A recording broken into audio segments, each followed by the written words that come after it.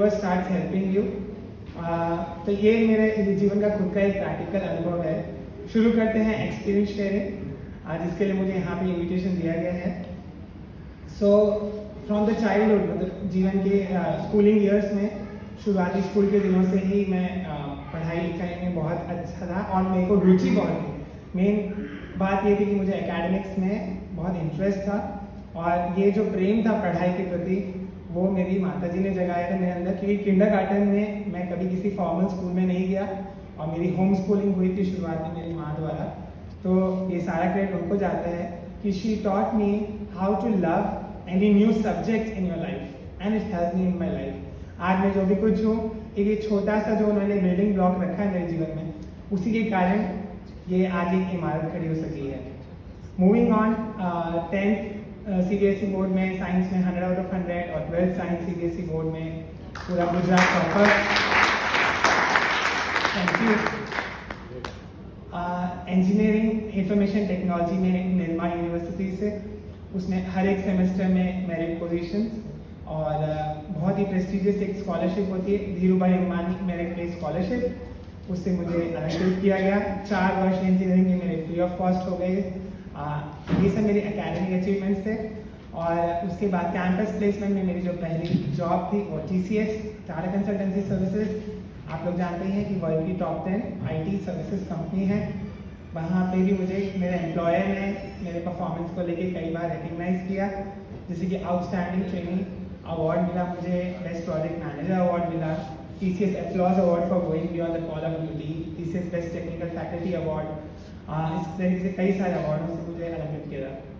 पर जैसे कि अभी हमें इंट्रोड्यूस करते समय मैडम ने बोला था कि जीवन में सब कुछ अच्छा गुडी गुडी चल रहा है ना, तो अगर मूवी भी हम कोई देखते हैं तो हम ऐसी मूवी ज़्यादा बॉक्स ऑफिस पे हिट नहीं होती है, राइट। तो सब कुछ अच्छा हो रहा है, जब कुछ ऊपर नीचे होता है, अप्स एंड डाउन्स आते हैं, कोई क्लाइमैक्स होता है मूवी में भी, तो ही वो मूवी हिट होती है, राइट। तो शायद से मेरे भी डायरेक्टर ने ऊपर बैठे हुए सोचा कि इसके भी लाइफ में कुछ मसाला डाला जाए। और मेरे को ऐसा हो रहा था कि फिनलैंड करके कंट्री है, वहाँ पे एज प्रोजेक्ट मैनेजर मुझे भेजा जा रहा था TCS के द्वारा। मेरा वीज़ा स्टैम्प हो गया था एंड प्रिपरेशन पूरी चल रही थी फ्लाई करने के लिए। और उसी समय अचानक से एक रात्रि को मैं वॉशरूम से बाहर आते समय गिर गया ज़मीन पे और उठ नहीं पा रहा था। नेक्स्ट डे न्यूरोसर्जन्स ने कंफर्म किया कि ये ग्रेड 5 पैरालिटिक अटैक है। और बाद में MRI स्कैन से पता चला कि मेरे पूरे स्पाइन, मतलब करोड़रज्जु, राइट, रीढ़ की हड्डी में बड़े बड़े ट्यूमर्स या गांठें हो गए थे, उसके कारण ये पैरालिटिक अटैक हुआ था। पर ये पूरी जो कहते हैं ना शॉक था वो पूरा नहीं हुआ था, क्योंकि अभी इससे भी बड़ा एक शॉक आने वाला था जीवन में। और वो ये था कि बायोप्सी से पता चला कि जो कैंसर है वो लास्ट स्टेज तक पहुंच चुका है और मुझे डॉक्टर्स के अनुसार जीवन में सिर्फ मात्र 5 से 6 हफ्ते के जीवन शेष इस दुनिया में। और ऐसी स्थिति में डॉक्टर्स ने मुझे टर्मिनल केस डिक्लेयर कर दिया गया और बोला कि ट्रीटमेंट का कोई अब फायदा नहीं है, घर ले जाइए। ऐसी स्थिति में आप एक पेरेंट के हिसाब से सोचिए तो एक माँ को कैसा लगता होगा जब उसका एक युवा और एक सक्सेसफुल युवा के बारे में बोला जाए कि उसको ऐसा अचानक से जाना पड़ेगा इस दुनिया से।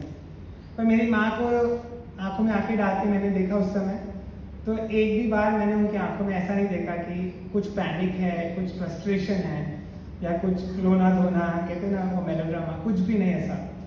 तो she was so strong and उनकी वो स्ट्रेंथ देख के मेरे अंदर भी एक विल पावर जागा। मेरी माँ ने डॉक्टर्स को भी कहा कि मैं मेरे बेटे को इस दुनिया में लाई हूँ, कुछ बड़ा ज़रूर होगा उसके जीवन में and miracles are waiting to happen, तो आप प्लीज़ इसका ट्रीटमेंट स्टार्ट कीजिए। बिना ट्रीटमेंट के मैं अपने बेटे को इस दुनिया से जाने नहीं दूँगी।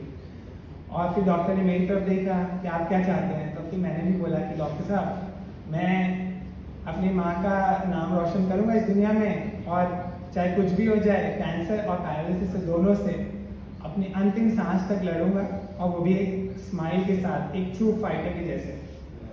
तो जब डॉक्टर ने माँ बेटी की जोड़ी देखी तो अल्टीमेटली उन लोगों ने फाइल पे लिखना पड़ा उनको ट्रीटमेंट स्टार्ट करने के लिए, कीमोथेरेपी, रेडिएशन। अदरवाइज कोई भी डॉक्टर्स विलिंग नहीं थे, बोल रहे थे कि आप लोग you can take him back home. तो ऐसे तो कैंसर की जर्नी मेरी लंबी चली इस तरीके से लगभग 1 पैरालिसिस के ट्रीटमेंट के लिए दिन में 3 बार फिजियोथेरेपी भी चल रही थी, सुबह दोपहर शाम। और ग्रेड 5 पैरालिसिस, मैंने पाँव का अंगूठा भी हिला नहीं सकते थे, ये हालत थी। और टोटली बेड रिडन, मतलब बिस्तर पे पड़े हुए थे। मगर वो कहते हैं ना कि दिल में एक जज्बा था कि कुछ भी हो जाए, हमें अंतिम सांस तक एक चीयरफुल रहना है, रोना धोना नहीं है, विलाप नहीं करना है, और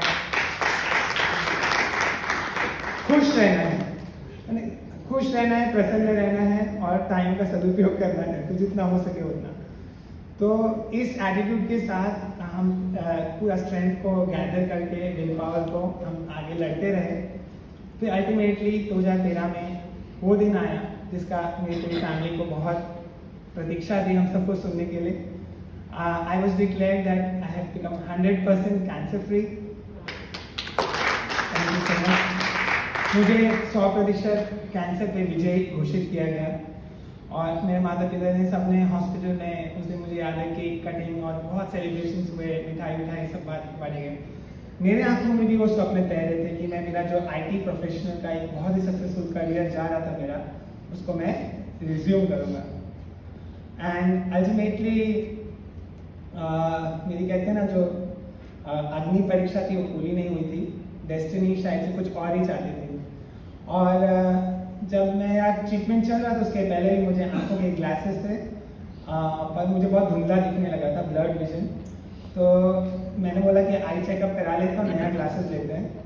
तो जब आई डॉक्टर्स ने बताया कि आपकी आंखों में कोई इरिवर्सिबल आई कंडीशन हो गई, आई डैमेज हो गई, ऑप्टिक नर्व्स, मतलब आंखों की जो नस होती है जो ब्रेन को और रेटिना को कनेक्ट करती है, उसमें कोई डैमेज है और उसके कारण से अभी जो भी थोड़ा बहुत मैं देख सकता था उस समय, वो भी आपका अगले कुछ 2-3 महीने में पूरा चला जाएगा ग्रेजुअली, और इसका भी कोई ट्रीटमेंट पॉसिबल नहीं है डॉक्टर्स के अनुसार।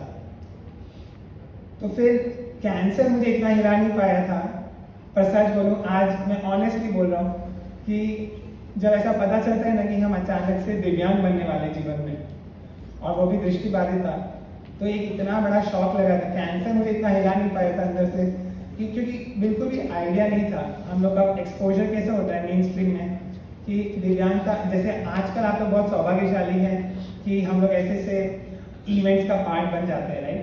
तो बहुत ज़रूरी है कि मेन स्ट्रीम सोसाइटी को इसमें इंक्लूड किया जाए और उनको बताया जाए कि दिव्यांगता के क्षेत्र में लोग कितने ज़्यादा अचीवमेंट्स करते हैं, राइट। हमने अभी पूनम कौशिक मैम को सुना, आगे आशा मैम को भी सुनेंगे, और सुबह से हम देख ही रहे हैं मेहता साहब को जो माइक्रोसिम के अनु पटेल जी, अमित पटेल जी एंड एवरीवन।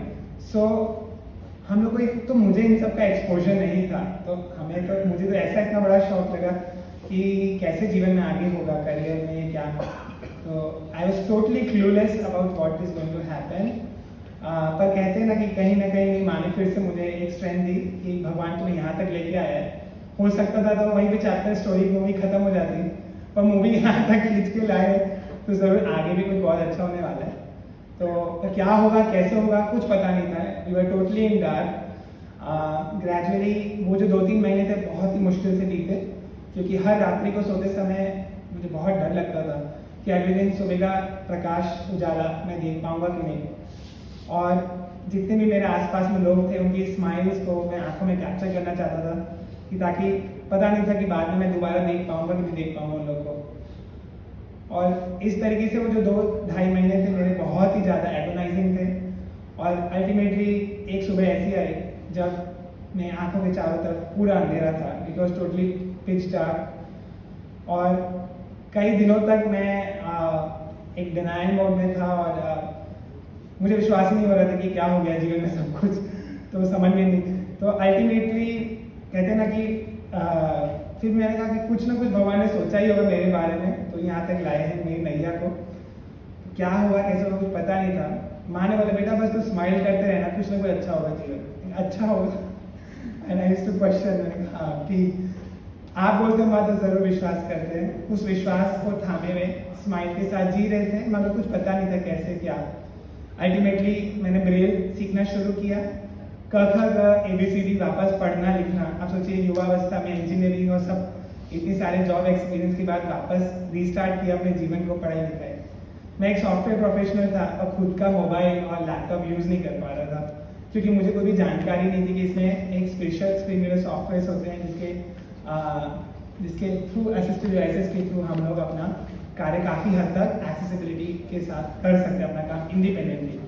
तो इसकी मुझे जानकारी नहीं थी, तो इस जानकारी के अभाव में तो मेरा थोड़ा समय गया, मगर जैसे ही मुझे इसकी जानकारी प्राप्त हुई then there was no looking back.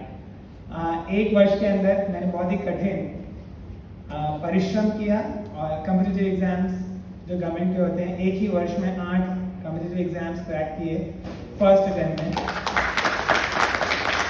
जिनमें 18 घंटे पढ़ाई करना और बहुत सारे, जैसे मैंने बताया कि नया नया सॉफ्टवेयर सीखा था, तो यूट्यूब में स्टडी के जो चैनल्स होते हैं करंट अफेयर्स के और सारे बैंकिंग से रिलेटेड और ई बुक्स होती हैं, क्योंकि मेरा टोटली नॉन कॉमर्स बैकग्राउंड है, through out I was a science student, पर ये जो रिजर्व बैंक का या कोई भी एग्जाम होता है उसमें सब इससे कॉमर्स के और बैंकिंग के, अकाउंटिंग के, फाइनेंस के, इकोनॉमिक्स के क्वेश्चन आते हैं, तो उसके लिए प्रिपरेशन बिल्कुल एक अलग ही थी।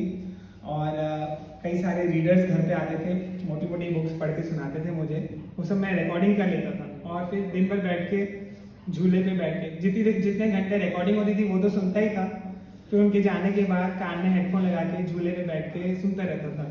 तो कई बार तो आसपास के लोग बोलते थे, क्या त्रिपाठी दिन भर क्या सुनते रहते हो, कौन से गाने? किसी को पता नहीं था कि मैं कितनी कठिन तैयारियां कर रहा हूँ, मेहनत कर रहा हूँ। And when this result started coming, then people came to know about it, my neighbors and everyone, and they were so surprised कि ये कैसे हुआ, ये तो कोई कोचिंग क्लास में भी नहीं गया, घर बैठे बैठे कैसे क्रैक कर लिया। तो ये एक कहते हैं ना कि जब मन में ठान लेते हैं ना दोस्तों, तो कुछ भी इम्पॉसिबल नहीं होता है। स्टेट बैंक ऑफ इंडिया का क्लैरिकल एग्जाम हो या बैंक ऑफ बड़ौदा का प्रोबेशनरी ऑफिसर हो, ग्रामीण बैंक आरआरबी का एग्जाम हो या रिजर्व बैंक का जो क्लास 3 है असिस्टेंट ग्रेड का, इन सब के प्रीलिम्स मेंस इंटरव्यू सब कुछ फर्स्ट अटेम्प्ट में क्रैक करना। यूपीएससी सिविल सर्विसेज थोड़ी देर पहले हमारे बीच में आयुष जैन सर थे, इंटरव्यू कॉल मैंने मात्र 13 नंबर से फर्स्ट अटेम्प्ट में मेरा मिस हो गया।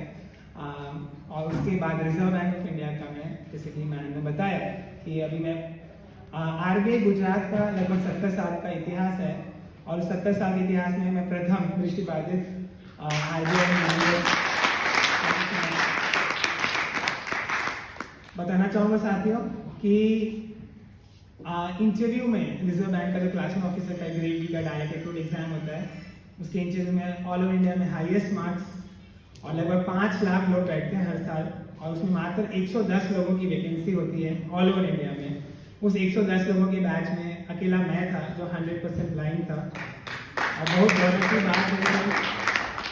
यस, तो इस तरीके से साथी मैं कहना चाहता हूँ कि मैंने एक अकम्पलिशमेंट कहते हैं, एक अचीवमेंट किया कि मैं रिजर्व बैंक का फर्स्ट 100% ब्लाइंड क्लास 1 ऑफिसर बन गया, मैनेजर बन के यहाँ पे पोस्टिंग हुई। पर वहाँ पे मैं रुका नहीं साथियों, बहुत ही कठिन बेंचमार्क बैंकिंग की सर्टिफिकेशन एग्जाम्स होते हैं जिसको JAIIB, CAIIB, उसके 6 एग्जाम 6 पेपर्स 6 सब्जेक्ट्स होते हैं, और फर्स्ट अटेम्प्ट में 6 सब्जेक्ट्स को डिस्टिंक्शन के साथ मैंने क्लियर किया।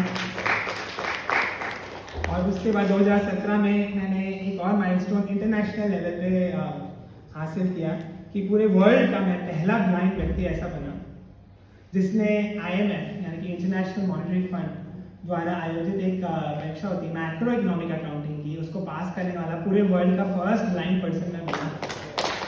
और उसमें भी मेरे को ओवरऑल 93% आए थे, तो वो भी एक बहुत बड़ी अचीवमेंट थी। उसके कारण रिजर्व बैंक ने और भी मेरे जो वर्क प्लेस पे मेरी परफॉर्मेंस थी उसको देख के RBI ने मेरा नाम रेकमेंड किया था भारत सरकार को, और आज ही के दिन 2018 में यानी कि 3 दिसंबर को मुझे नेशनल अवार्ड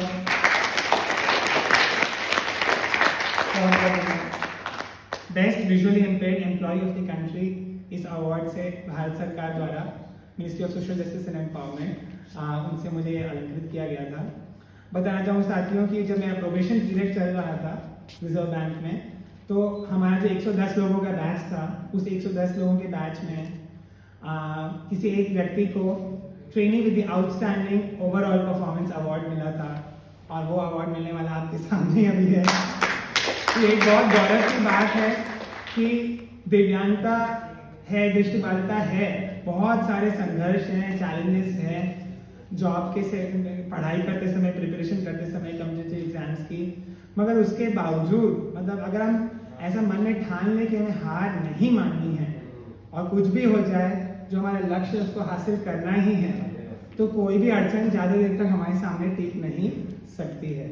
तो यही मुझे एक संदेश आप सबको देना था मेरे एक्सपीरियंस शेयरिंग से। कई सारे जगह पे मैं एक लाइफ कोच भी हूँ। लाइफ कोच मैं अपने आप को इसलिए कहता हूँ क्योंकि कई सारे all over the world cancer fighters हैं, केयर गिवर्स हैं, उनकी फैमिलीज मेरे एक्सपीरियंसेस से बहुत सारे लोग बेनिफिट होते हैं, क्योंकि मैं उनको सिखाता हूँ कि कैसे जब हमें ऐसा लगता है कि कैंसर हो गया, हमारे सब कुछ खत्म जीवन में, मतलब एक बहुत बड़ा शॉक आ जाता है, तो उस समय भी कैसे अपने आप के पॉजिटिव रह सकते हैं, एक स्माइल के साथ कैसे उस समय भी हम कोप अप कर सकते हैं, and that helps a lot. उसी से हमें इनर स्ट्रेंथ मिलती है और उसी के कारण जो मनोबल मैडम ने बताया था वो मनोबल मिलता है। बहुत सारे पैरालिटिक पेशेंट्स होते हैं जो बेड रिडन होते हैं, बिस्तर पे पड़े रहते हैं, तो वो डिप्रेशन में आ जाते हैं क्योंकि घर की चारदीवारी में। मैंने उस अनुभव को कि जो बिस्तर पे पड़े रहना 5 से 6 महीने तक, तो मैं ऐसा था कि मैं बिल्कुल हिल नहीं पा रहा था पैरालिसिस के कारण, तो वो मैंने खुद अनुभव किया है। उसके बाद भी बिस्तर पे पड़े पड़े मैं प्राणायाम करते रहता था, क्योंकि लेटे लेटे प्राणायाम तो हो सकता है, तो मैं प्राणायाम करते रहता था, उज्जैन ब्रीदिंग। और कहते हैं कि जो भी मेरे ये सारे अनुभव हैं, अगर उसको मैं समराइज करके आप लोग को बोलना चाहूँ तो ABC। पहला है A फॉर एटीट्यूड, क्योंकि आपका जीवन में जो एटीट्यूड है वही आपका ऑल्टीट्यूड डिटरमाइन करेगा, राइट। तो एटीट्यूड कैसा होना चाहिए? नेवर गिव अप, चाहे कुछ भी हो जाए। जैसे एक पहाड़ से नीचे नदी गिरती है, उसके रास्ते में बड़ी बड़ी चट्टानें उसको रोकने की कोशिश करती है, तो वो नदी क्या करती है? रुक जाती है क्या? नहीं। या तो वो जो नदी का जो तेज प्रवाह है वो उस चट्टान के आगे से निकलता है, बाजू से निकलता है, ऊपर से निकलता है, कभी कभी उस चट्टान को चीरते हुए आगे निकल जाता है, पर रुकता नहीं, अपने लक्ष्य की ओर आगे बढ़ता रहता है। ऐसे हमारा एटीट्यूड होना चाहिए, चाहे कुछ भी हो जाए, बड़ी से बड़ी रुकावटें आ जाए, जो हमने ठान लिया है वो करके ही रहना है, कुछ भी हो जाए उसमें रोना नहीं। और कभी भी अगर हमें जीवन में ऐसे धक्के खा के, हम ठोकर खा के जमीन पे गिर जाए, और तो ऐसे बैठ के वेट नहीं करने का, विलाप नहीं करने का, अरे मेरे साथ ऐसा क्यों हुआ, ये वो, और कोई आके मुझे बचा लो, कोई उठा लो। अपने आप उठने का, बाउंस बैक करने का और चलेगा। फिर धीरे धीरे यूनिवर्स आपको हेल्प करने लगेगा, it will assist you in reaching your goal. So this is what is my message. And second thing is कि ये सारे जो एटीट्यूड है नेवर गिविंग अप का, वो आपको कहाँ से पावर मिल सकता है?